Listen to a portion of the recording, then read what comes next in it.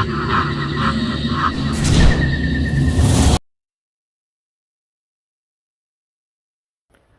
Friends, काली भयानक रातों में आपका स्वागत है।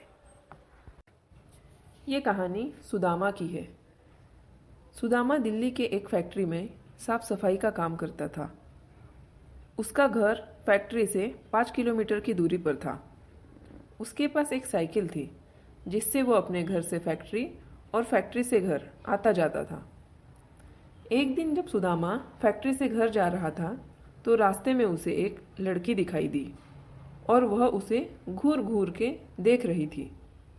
वो उसे टालते हुए अपने घर की ओर निकल पड़ा। दूसरे दिन फिर वही लड़की उसे उसी जगह पर दिखाई दी और वह उसे फिर से घूरने लगी थी। फिर भी उसने उसकी तरफ पलट के नहीं देखा और अपने घर की ओर निकल पड़ा। वो उसके पास रुका भी नहीं क्योंकि उसे उस लड़की से डर लग रहा था। वह लड़की कई दिनों तक उसे देखती रहती थी। एक दिन वही लड़की वहां पर नहीं दिखाई दी तो वह सोच में पड़ गया, ऐसा क्या हुआ जो वह लड़की आज नहीं आई। फिर वह अपने घर की तरफ निकल पड़ा।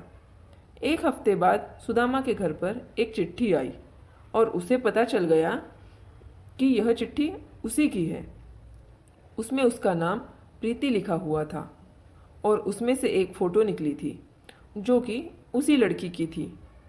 सुदामा चौंक गया कि उसे उसका पता कैसे पता चला। उस चिट्ठी में लिखा हुआ था कि जब कल फैक्ट्री से निकलो तो जहाँ पर मैं खड़ी रहती हूँ वहाँ पर मेरा इंतज़ार करना। उसके दूसरे दिन सुदामा वहाँ पर पहुँच गया तो वह लड़की वहाँ पर खड़ी नहीं थी।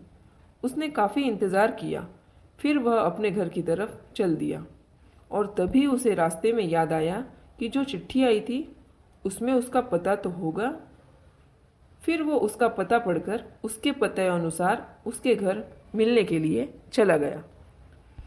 दरवाज़ा खोलते ही एक आदमी आया और बोला कि क्या काम है। तो उसने बोला कि मुझे प्रीति से मिलना है। तो उस आदमी ने बोला कि मैं प्रीति का पापा हूँ और प्रीति को मरे हुए 2 महीने हो चुके हैं। सुनते ही उसके हाथ पांव कांपने लगे और वो सोच में पड़ गया कि वह लड़की जो मुझे रास्ते में मिली थी, जिसने मुझे चिट्ठी भेजी थी, वह कौन होगी? वह उसकी आत्मा तो नहीं? तभी प्रीति के पापा ने उसे दिखाया कि देख लो, उसकी तस्वीर पर माला पड़ा हुआ था। तभी वो भागकर अपने घर पहुंचा। फिर उसने उस चिट्ठी को जला दिया और उस दिन के बाद उसने कभी भी अनजान लोगों से मिलना और बात करना बंद कर दिया था। यह सुदामा की कहानी थी। आपको कैसी लगी ज़रूर बताना।